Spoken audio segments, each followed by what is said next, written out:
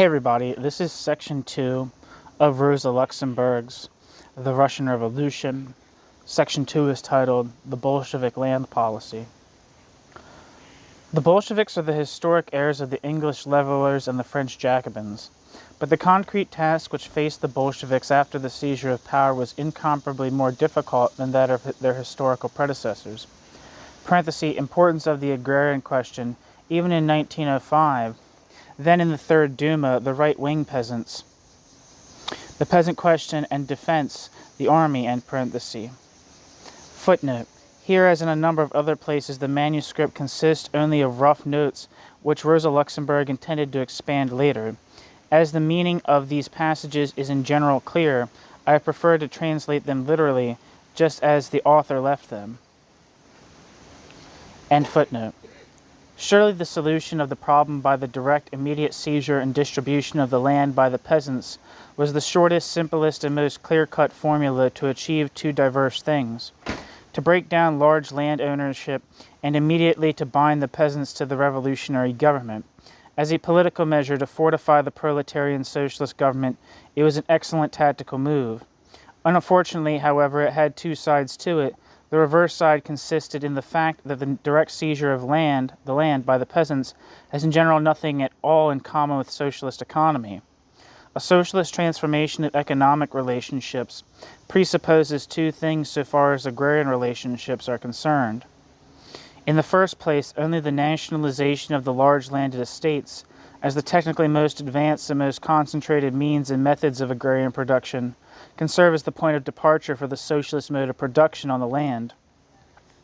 Of course, it is not necessary to take away from the small peasant his parcel of land, and we can with confidence leave him to be won over voluntarily by the superior advantages of social production, and to be persuaded of the advantages first of union in cooperatives, and finally of inclusion in the general socialized economy as a whole.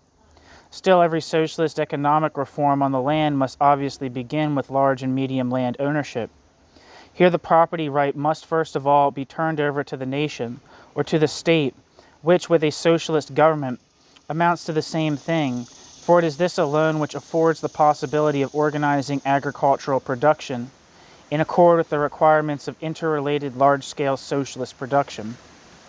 Moreover, in the second place, it is one of the prerequisites of this transformation that the separation between rural economy and industry, which is so characteristic of bourgeois society, should be ended in such a way as to bring about a mutual interpenetration and fusion of both, to clear the way for the planning of both agrarian and industrial production according to a unified point of view. Whatever individual form the practical economic arrangements may take, whether through urban communes, as some propose, or directed from a governmental center, in any event it must be preceded by a reform introduced from the center, and that in turn must be preceded by the nationalization of the land. The nationalization of the large and middle-sized estates and the union of industry and agriculture, these are two fundamental requirements of any socialist economic reform, without which there is no socialism. That the Soviet government in Russia has not carried through these mighty reforms, who can reproach them for that? It would be a sorry jest indeed to demand or expect of Lenin and his comrades, that in the brief period of their rule, in the center of the gripping whirlpool of domestic and foreign struggles, ringed about by countless foes and opponents, to expect that under such circumstances they should already have solved, or even tackled, one of the most difficult tasks indeed, we can safely say the most difficult task of the socialist transformation of society. Even in the West, under the most favorable conditions, once we have come to power, we too will break many a tooth on this hard nut before we are out of the worst of the thousands of complicated difficulties of this gigantic task. Exclamation point.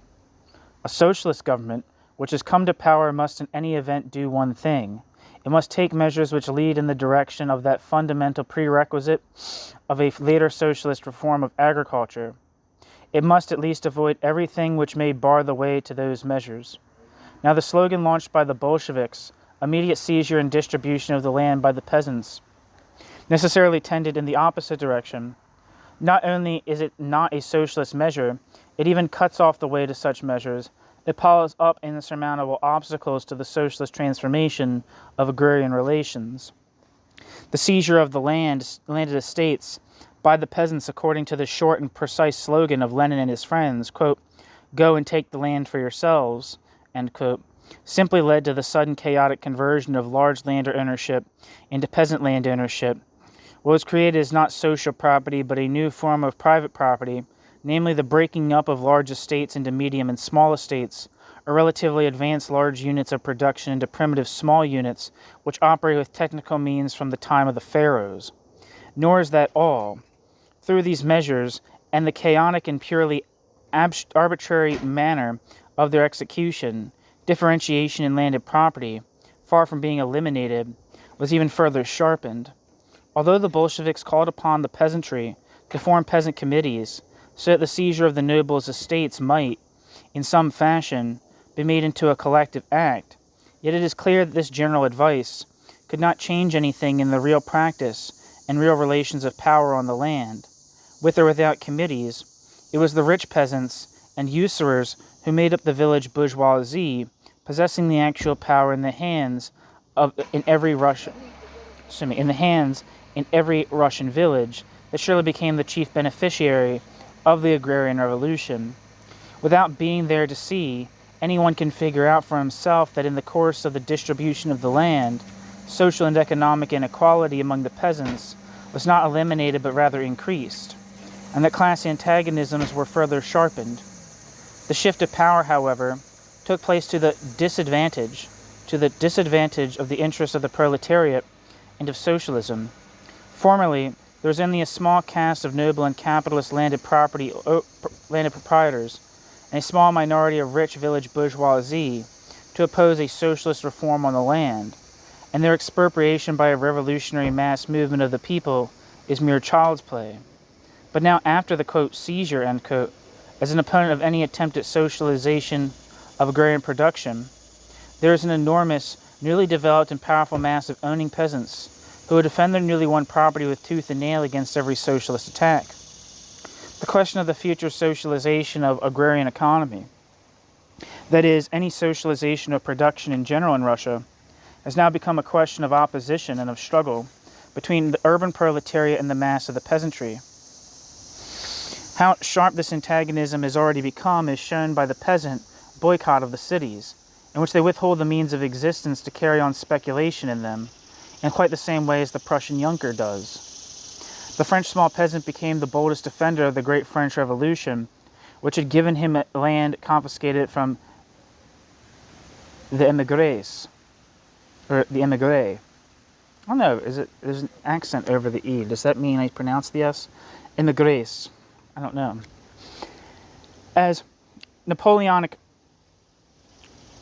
soldier, the French small peasant carried the banner of France to victory across all Europe and smashed feudalism to pieces in one land after another. Lenin and Lenin's friends might have expected a similar result from their agrarian slogan. However, now that the Russian peasant has seized the land with his own fist, he does not even dream of defending Russia and the revolution to which he owes the land.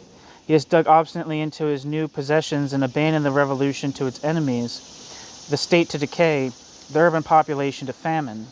Parenthesis, Lenin's speech on the necessity of centralization in industry, nationalization of banks, of trade and industry, why not of the land? Here, on the contrary, decentralization and private property. End parenthesis. Parenthesis, Lenin's own agrarian program before the revolution was different. The slogans taken from the much condemned socialist revolutionaries, or rather from the spontaneous peasant movement. End parenthesis. Parenthesis, in order to introduce socialist principles into agrarian relations, the Soviet government now seeks to create agrarian communes out of proletarians, mostly city unemployed.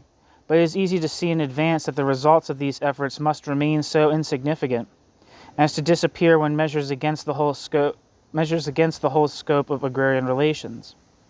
After the most appropriate starting points for socialist economy, the large estates have been broken up into small units. Now they are trying to build up communist model production units out of petty beginnings. Under the circumstances, these communes can claim to be considered only as experiments and not as general social reform.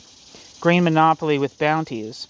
Now, post festum, they want to introduce the class war into the village! Exclamation point, end parenthesis. Footnote. Here again the matter in parenthesis was to have been expanded by the author in completing the pamphlet. The Leninist agrarian reform has created, end footnote, the Leninist agrarian reform has created a new and powerful layer of popular enemies of socialism on the countryside, economies whose resistance will be much more dangerous and stubborn than that of the large, noble landowners. The noble large landowners. Thank you for listening. This has been Section 2, the Bolshevik land policy of the book, or the pamphlet, The Russian Revolution.